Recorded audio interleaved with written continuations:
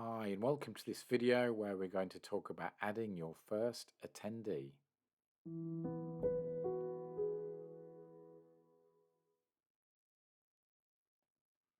So here we are in Workshop Angel. We're in the bookings area and we're currently on the attendees section of the bookings area. And on the left-hand side here, we have a list of our current activities. We're going to be adding somebody to the yoga taster evening. So we click on that. And then we have this option here called Add Attendee, where we can bring up the booking form. Just a note before we do that, we're working in test mode here. So in test mode, we're going to add somebody who can be fictitious name, fictitious email address. It's just allowing us to go through the process of seeing how the booking form works and learn as we go through the process of understanding Workshop Angel. So let's click on Add Attendee. And the booking form then comes up in a separate window in our browser. So this is the booking form that your client will see when they book onto one of your activities. The booking form structure is based around having an image at the top, then a summary area summarizing your business and the activity and where and when it's running. And then we get into the area where your clients can start adding their details for the booking itself. So I'm going to add the details of one of the contacts which are from the test database in Workshop Angel, Philippa Parsons. So the client enters their email address and then they click on Start Booking. If they're already in our database, then their name and phone number details will come up so that their booking will be associated with other bookings that they have. And then they have the opportunity to go down and choose the entry price for the activity.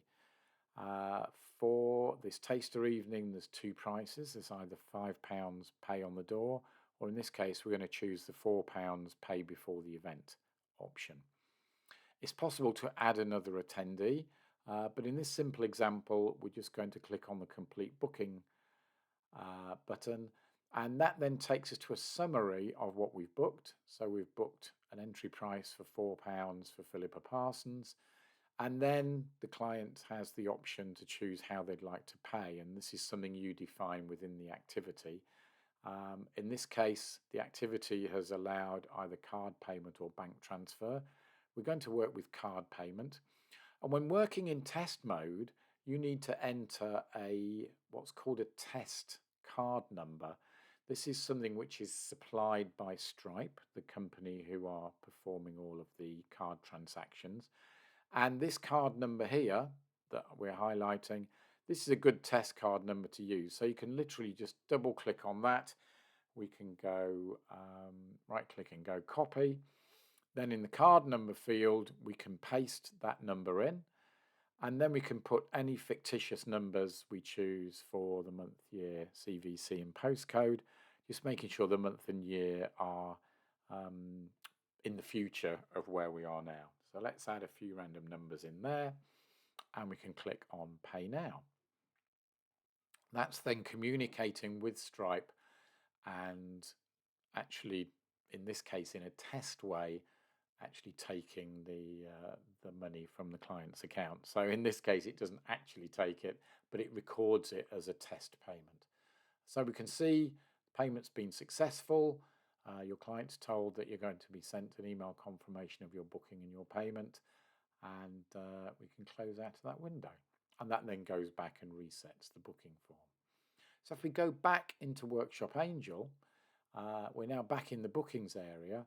A very important button here on the right is this one called Refresh Attendees. So you'll use this a lot when you're working in test mode. You'll go over, perform the booking, and then if we click on this, that then goes away and checks the latest number of attendees and their details. And we can see now that we have Philippa Parsons listed as an attendee.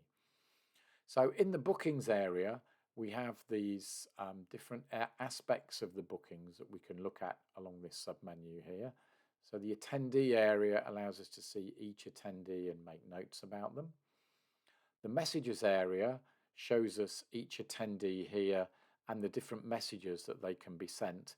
And over here on the right, it shows us the status of each message. So at the moment, all the attendees, which is just Philippa, she's been sent the place booked message, but not yet the joining instructions just before or just after, because they're messages that you might choose to create the content of as you go through the process of time moving towards the start of the activity. Over here there's a payments view where you can see the payment status of each booking and work with payment reminders to remind people to make subsequent payments. And the other views we'll take a look at in the subsequent lessons. The other thing you'll want to look at when you're working in test mode and seeing if everything is working okay is to see what messages would have been sent in live mode. So in test mode, those messages are just created, but they're not actually sent out. But you can see what's created over here in the messages area. So if we click on messages, and the default menu option here is messages sent, and this listing shows by default the most recent messages sent. And if you want to look at something a little further back in time, you can use the search area here to search for specific messages. But we can see here that Philippa has been sent a place booked message and a payment received message. And if we click on either one of those, then we can see the content of the message over on the right. So that's place booked, that's payment received, and there's an area here where we can see the status of the message. So in test mode, it just shows that it's been created. In live mode, you'll see various degrees of it being created, delivered, and potentially opened by your client.